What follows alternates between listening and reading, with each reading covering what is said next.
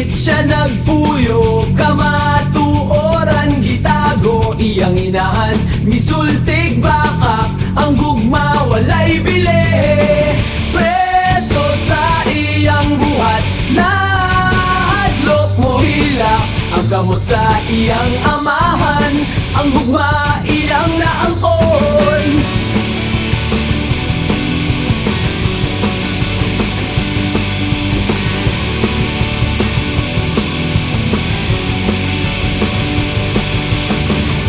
Tagua ang kamatuoran, pasagdi nga kasing-kasing musulti, amahan ug anak nga walay bakang, paghupot sa inahan mihuyang.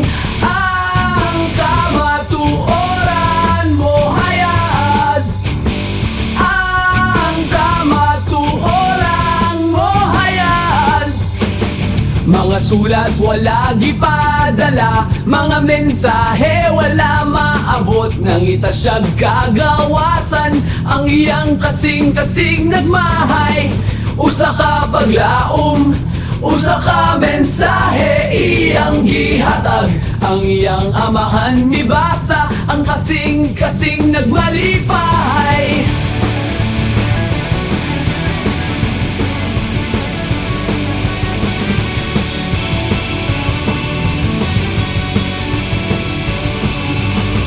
Ayaw tagua ang kamatuoran, pasagdi nga kasing-kasing musulti, amahan ug anak nga walay bakak, ang paggupot sa inahan mihuyang.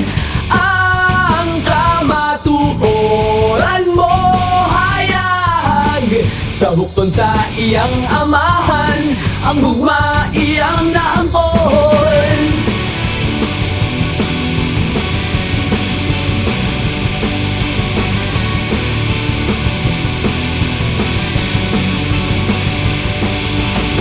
Ang panahon mo ayo, sa samadang kamatuoran mo abot, magkahiusa sila sa umaabot nga malinawon. Ang pagsalig mo tubo, ang gugma mo buwaya, ang mga kadena mabumalang nabuala.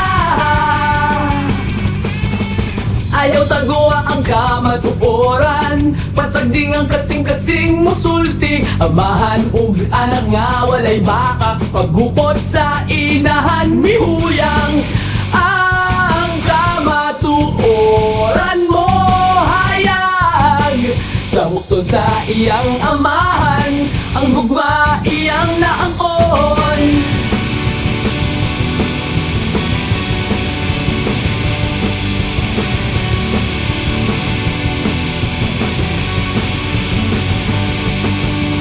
Iyang gibiyaan ang inahan, nagpili og bagong dalan, ang pagpanglimbong natapos, iyang nakita ang kagawasan.